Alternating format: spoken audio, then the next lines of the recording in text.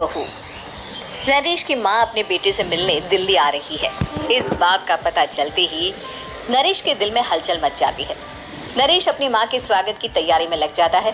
साथ ही उसे डर भी सताने लगता है कि उसकी माँ कहीं अपनी पुरानी जिद पर फिर से बैठ ना जाए। हे भगवान, इस बार बचा लो, अगले साल पक्का माँ की जिद पूरी कर दूंगा। तभी दरवाजे की घंटी बजती है। नरेश दरवाजा खोलता है तो सामने अपने मकान मालिक को देखकर हैरान हो जाता है, क्योंकि उनके साथ एक सुंदर सी लड़की भी थी। नमस्ते अंकल, कुछ काम था, मुझे बुला लेते। आपने क्यों कष्ट किया? अरे नहीं नहीं, इसमें कष्ट कैसा, मैं तो बस तुम्हें रीना से मिलवाने आया था। आज से रीना तुम्हारे साथ इसी फ्लैट में रहेगी। अंकल, कोई लड़का फ्लैटमेट नहीं है? एक अनजान लड़की के साथ रहना मेरे लिए थोड़ा अजीब होगा। देखो नरेश, मैं तुम्हें पहले भी बता चुका हूँ कि इस फ्लैट में तुम्हें किसी ना किसी के साथ एडजस्ट करना ही होगा, या फिर तुम अकेले पूरे फ्लैट का किराया दे दो, मैं किसी को नहीं रखूँगा। नरेश अपने मकान मालिक की बात सुन के रीना के साथ रहने के लिए तैयार हो जाता है, पर अंदर ही अंदर उसे ये बात खाने लगती है कि वो अपनी माँ को क्या जवाब देगा जब उसकी माँ रीना के बारे में उसे पूछेगी। दिन बीतने लगते हैं। नरेश और रीना अच्छे दोस्त भी बन जाते हैं, पर अभी भी नरेश अपनी प्रॉब्लम का सलूशन नहीं ढूंढ पाता। एक दिन नरेश बहुत परेशान सा बैठा होता है। तभी रीना उसे पूछती है, क्या हुआ नरेश, तुम काफ़ी परेशान लग रहे हो, सब ठीक तो है ना? हाँ सब ठीक है, बस एक छोटी सी प्रॉब्लम है। वो एक्चुअली 2 दिन बाद मेरी माँ मुझसे मिलने आ रही है। अरे तो इसमें प्रॉब्लम क्या है, ये तो खुशी की बात है। हाँ रीना, बट मेरी माँ एक जिद लेकर बैठ गई है कि मैं शादी कर लूँ, पर मैं अभी इस चीज़ के लिए तैयार नहीं हूँ। ऊपर से जब वो तुम्हें देखेगी तो 100 सवाल करेगी, क्या जवाब दूंगा? अरे इसमें कोई टेंशन वाली बात नहीं है। मेरे पास ना इस प्रॉब्लम का सलूशन है, जिससे ना तुम्हें शादी करनी पड़ेगी और ना ही तुम्हारी माँ मेरे बारे में कुछ पूछेंगी। रीना की बात सुनकर नरेश सोच में डूब जाता है। वो सोचता है कि रीना खुले ख्यालों वाली लड़की है, कहीं माँ को सच बता ना दे। नरेश को सोच में डूबा देखकर रीना कहती है, अरे क्या हुआ, किस सोच में पड़ गए? डोंट वरी, जैसा तुम सोच रहे हो ना वैसे कुछ भी नहीं है। मेरे पास एक प्लान है। मैं कुछ समझ नहीं पा रहा हूँ, कैसा प्लान? मैं समझाती हूँ। हम ना एक कॉन्ट्रैक्ट मैरिज कर लेते हैं। फिलहाल मेरे पास जॉब नहीं है, तो तुम इस रूम का किराया दे देना जब तक तुम्हारी माँ यहाँ रहेंगी, सिर्फ तब तक। और तुम अपनी माँ से कह देना कि मैं तुम्हारी पत्नी हूँ, इससे वो मेरे यहाँ रहने पर कोई सवाल भी नहीं करेंगी। बात तुम्हारी ठीक है, पर माँ से झूठ बोलना, ना ना पापा, मैं ये रिस्क नहीं ले सकता। कोई और आइडिया दो ना तुम।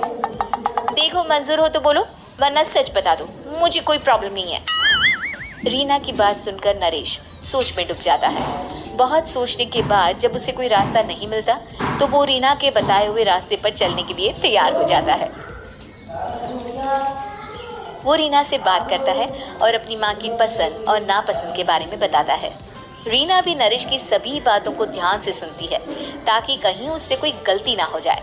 आखिर वो दिन भी आ जाता है जब नरेश की माँ उससे मिलने दिल्ली आ जाती है। नरेश अपनी माँ को फ्लैट पर लेकर जाता है। जैसे ही नरेश की माँ फ्लैट के अंदर जाती है, रीना उसके पैर छू लेती है। ये देखकर नरेश की माँ थोड़ी घबरा जाती है और नरेश से पूछती है, अरे बेटा नरेश, ये कौन है?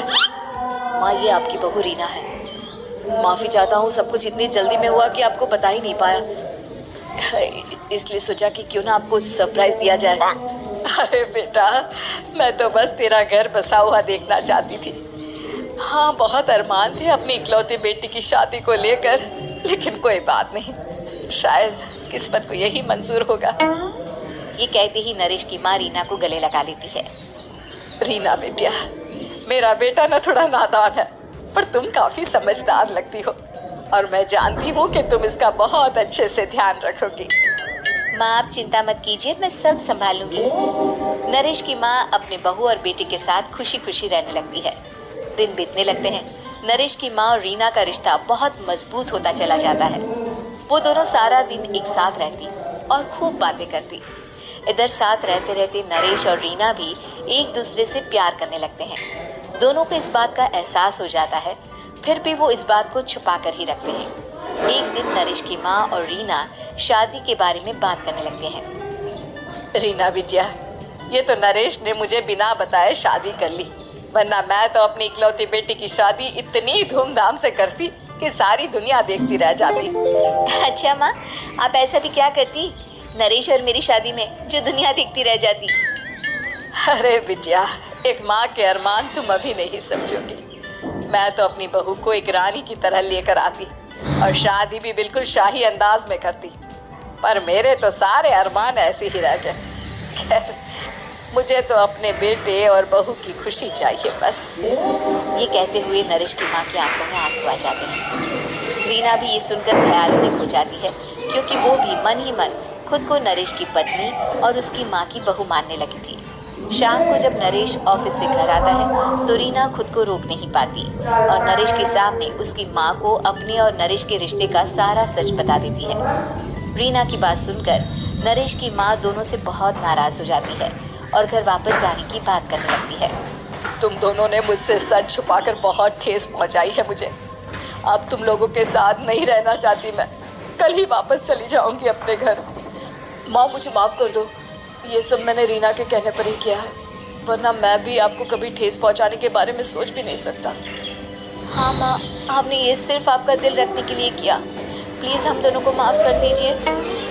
तुम दोनों ने मेरे अरमानों के साथ खिलवाड़ किया है, और वैसे भी मुझे अपने बेटे के लिए एक अच्छी लड़की ढूंढनी है, इसलिए मेरा यहाँ से जाना ही बेहतर होगा। माँ की ये बात सुनकर रीना खुद को रोक नहीं पाती। माँ, क्या मैं आपके घर की बहू बनने लायक नहीं हूँ? रीना की बात सुनकर नरेश हैरान रह जाता है। नरेश की माँ भी कुछ समझ नहीं पाती। मैं कुछ समझी नहीं, आखिर तुम कहना क्या चाहती हो? माँ, मैं वो नरेश से बहुत प्यार करती हूँ और साथ ही साथ मैं आपको भी अपनी माँ मान बैठी हूँ। आज जब आपकी बातें सुनी तो खुद को रोक नहीं पाई, इसलिए सारा सच आपको बता दिया। रीना की बात सुनकर नरेश की माँ की आंखों में आंसू आ जाते हैं और वो अपने बेटे नरेश और रीना को गले लगा लेती है। मेरे घर की बहू तो सिर्फ रीना बिटिया ही बनेगी। मैं आज ही तुम दोनों की शादी की तारीख निकलवा दूंगी, बस एक बार तुम्हारे घर वाले मान जाए। उसी दिन रीना के माता पिता भी उनके फ्लैट पर आ जाते हैं।